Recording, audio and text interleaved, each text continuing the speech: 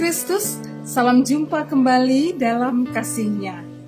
Bagaimana Bapak Ibu, saudara-saudaraku, para muda dan para anak, kabarnya hari ini? Saya berharap kita semua selalu ada dalam lindungan dan kekuatan dari Tuhan. Hari ini kita akan kembali merenungkan firman Tuhan. Mari bersama-sama kita berdoa terlebih dahulu. Mari berdoa. Ya Allah Bapa, sumber kekuatan, damai, sejahtera, yang selalu memberikan kepada kami kekuatan untuk memiliki motivasi dan kepercayaan diri dari Tuhan, bahwa Engkau sangat mengasihi kami, dan kami juga terpanggil untuk selalu memancarkan kasih dan kebaikan Tuhan. Kami berdoa ya Bapa, mohon kasih karunia-Mu, supaya ketika kami membaca firman dan merenungkannya, Engkau bersabda kepada setiap kami, memberikan kami firman kehidupan. Terima kasih ya Bapa. Kami mohon dengan kerendahan hati, di dalam nama Putra-Mu, Yesus Kristus. Amin. Bapak Ibu, saudara-saudaraku, para muda dan para anak, inilah firman Tuhan dari Ibrani pasal 12 ayat 2 dan 3. Demikian bunyinya. Marilah kita melakukannya dengan mata yang tertuju kepada Yesus, yang memimpin kita dalam iman, yang membawa iman kita itu kepada kesempurnaan, yang dengan mengabaikan kehinaan, tekun memikul salib, ganti sukacita yang disediakan bagi Dia yang sekarang duduk di sebelah kanan tahta Allah. Ingatlah selalu akan Dia yang tekun menanggung bantahan yang sehebat itu terhadap dirinya dari pihak orang-orang berdosa, supaya jangan kamu menjadi lemah dan putus asa. Demikianlah firman Tuhan. Berbahagialah kita yang suka merenungkan dan yang memelihara dalam kehidupan kita sehari-hari. Umat Allah, saudaraku sekalian, sering kita begitu kesal dan marah karena ada kerikil di tengah-tengah jalan kehidupan kita dan membuat kaki kita mungkin tersandung. Lalu kita dikuasai oleh kemarahan karena kondisi tak menyenangkan yang kita alami itu. Perasaan tak nyaman karena jatuh, apalagi rasa malu di hadapan banyak orang saat terjatuh ya, membuat hati kita tak menentu. Akankah jatuh kita itu begitu merampas seluruh konsentrasi kita hari itu? Atau konsentrasi itu dirampas sampai besok? Ataukah malahan konsentrasi itu dirampas sampai besoknya lagi? Atau peristiwa jatuh itu akan merampas seluruh hari-hari kita ke depan? Jika demikian, maka hidup kita akan dirampas oleh kemarahan, kesedihan, perasaan terhina, atau kekecewaan. Tanpa disadari, luka dan kesakitan karena jatuh itu dapat merusakkan kebaikan dan keindahan dan ketenangan hidup selanjutnya. Hidup ke depan akan sungguh tak menyenangkan jadinya. Dan kita tak bisa melihat dan menerima bahwa luka dan kesakitan dan rasa hina itu mestinya dapat sembuh. Ataukah terjadi kemudian bahwa lukanya telah sembuh, namun rasa sakitnya tetap menguasai karena tetap diingat, tetap dirasakan sakitnya, seolah kita terus menyentuh dan mengorek-ngorek luka itu. Jadi luka itu tak pernah kering, apalagi sembuh. Nah, jika terjadi seperti di atas, maka kegagalan selanjutnya dapat menimpa hidup kita, yakni bahwa kita jadi tidak mampu melihat dengan jernih dan jujur. Dan juga kita tak mampu menyadari dan mengakui bahwa ya memang saya telah tersandung ya. Bahwa di sana ada sesuatu yang membuat saya tersandung. Lebih jauh lagi kita malah menjadi tidak mengetahui atau dan menghendaki berupaya untuk sembuh dari luka dan kesakitan karena tersandung di waktu lalu itu. Ataukah juga bisa terjadi ya, ada orang-orang di sekitar yang mengganggu dengan berusaha menyentuh dan mengorek luka yang lalu itu. Jika demikian, jangan biarkan mereka, karena memang ada saja orang-orang yang demikian di sekitar kita. Bahkan jika kita sesungguhnya tidak tersandung pun dan tidak terluka sekalipun, orang-orang yang demikian itu akan memberikan julukan bahwa kita adalah orang-orang yang terluka, tersandung, dan hina. Orang-orang tersesat dan salah dan tidak memiliki kebaikan dan kebenaran.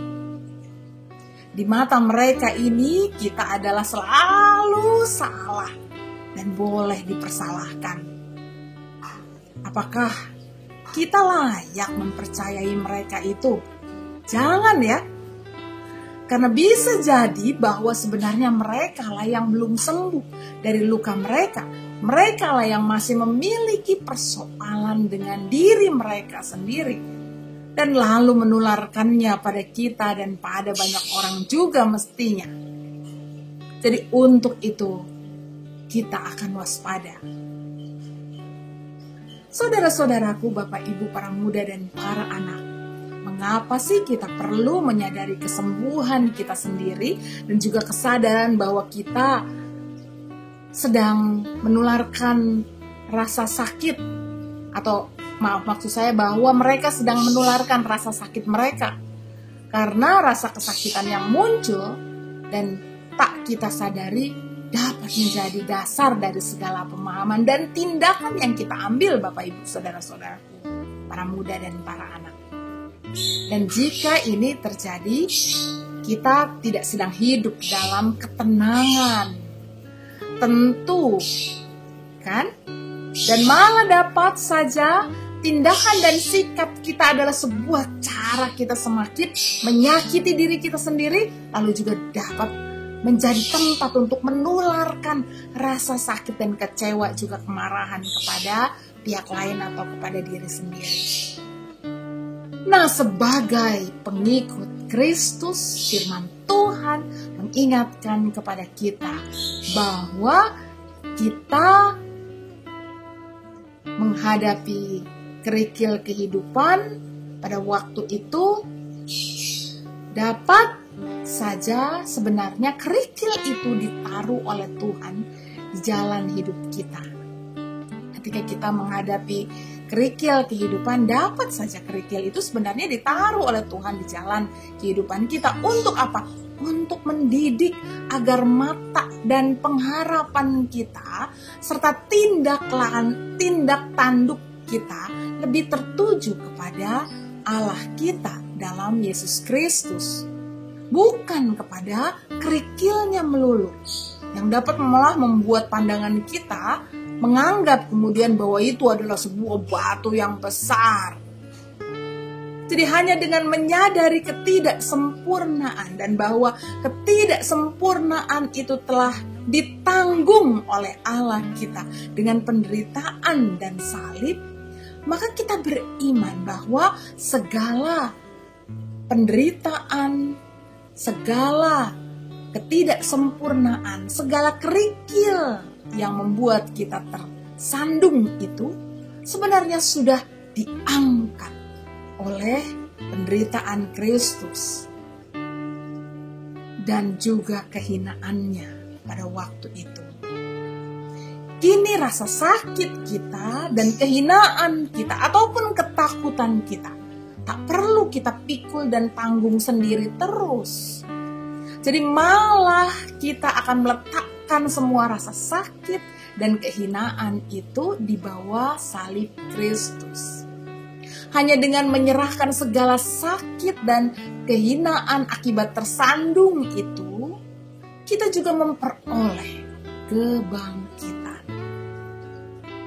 Semangat dan kepercayaan diri untuk pemulihan dan kekuatan. Sehingga kita tidak lagi dikuasai oleh kelemahan dan dosa kita atau oleh orang lain yang memberi image bahwa kita lemah dan berdosa. Saudara-saudaraku para muda dan para anak, kini ingatlah bahwa bagian kita sebenarnya adalah kebangkitan. Bahwa dalam segala sandungan yang kita alami dan terima, kita akan tetap terus mengalami kebangkitan. Tak ada sosok apapun dan siapapun, baik itu diri kita sendiri atau orang lain, atau bahkan si iblis sendiri yang boleh membuat kita hancur, tak berdaya dalam kubur kesusahan, kemarahan, ketakutan, akibat kerikil kehidupan kita. Tuhan sudah membebaskan kita dari kubur itu dan memberi kepada kita kebangkitan. Lagi pula kerikil kita itu sebenarnya tak sebanding dengan luka kesendirian dan cara kematian Tuhan dan segala yang Kristus sudah alami. Kita percaya bahwa tak ada kerikil luka, kerikil ketakutan, kerikil penderitaan yang tak dapat dipikul oleh salib Kristus. Kristus sanggup mengasihi, mengampuni dan memberi kita kekuatan kepada kita semua yang mau datang kepadanya. Umat Tuhan, untuk itulah kebangkitan Kristus bagi kita. Kristus adalah pendamai, pemulihan, penguatan bagi kita. Ia adalah sumber selamat yang menuntun kita untuk mengasihi, untuk membagikan berkat dan kebaikannya kepada keluarga, sahabat, sesama dalam kehidupan ini yang adalah ladangnya. Dengan ketenangan dan sukacita, Kristus bersama kita membawa kebangkitan. Amin. Mari kita berdoa. Ya Tuhan Allah, kami bersyukur karena kami boleh menerima kebangkitan yang dari Tuhan. Sehingga kini kehidupan kami dipenuhi kekuatan yang dari Tuhan. Kami berdoa ya Bapa untuk setiap anak-anak-Mu yang sedang menghadapi persoalan dan tantangan kehidupan. Mohon kasih karunia-Mu memberikan kepada mereka semangat dan kekuatan untuk menjalani kehidupan ini. Biarlah tantangan itu tidak memusnahkan mereka, tetapi malah membawa mereka semakin dekat kepada Tuhan dan mereka melihat kekuatan darinya. Kiranya Tuhanlah sumber pembebasan bagi mereka. Kami berdoa untuk saudara-saudara kami yang sedang berduka karena kekasih mereka pergi, dipanggil oleh Tuhan. Kiranya Tuhan menghibur mereka. Kiranya Tuhan hadir untuk merangkul dan menyampaikan berita kekuatan pada mereka. Kami berdoa ya Bapa untuk saudara-saudara kami yang masih bergumul dalam sakit penyakit mereka ya Tuhan. Kami mohon kasih karunia-Mu hadir bersama dengan mereka dan keluarga mereka. Memberikan kekuatan, semangat dan pemulihan yang dari Tuhan. Kami berdoa ya Bapa. Mohon ini semua dengan kesungguhan hati kami. Di dalam nama Putra-Mu, Yesus Kristus. Sumber kekuatan, sumber pemulihan, sang kebangkitan bagi kami. Amin. Saudara-saudaraku, para muda, para anak umat Tuhan. Sampai jumpa kembali, Tuhan memberkati.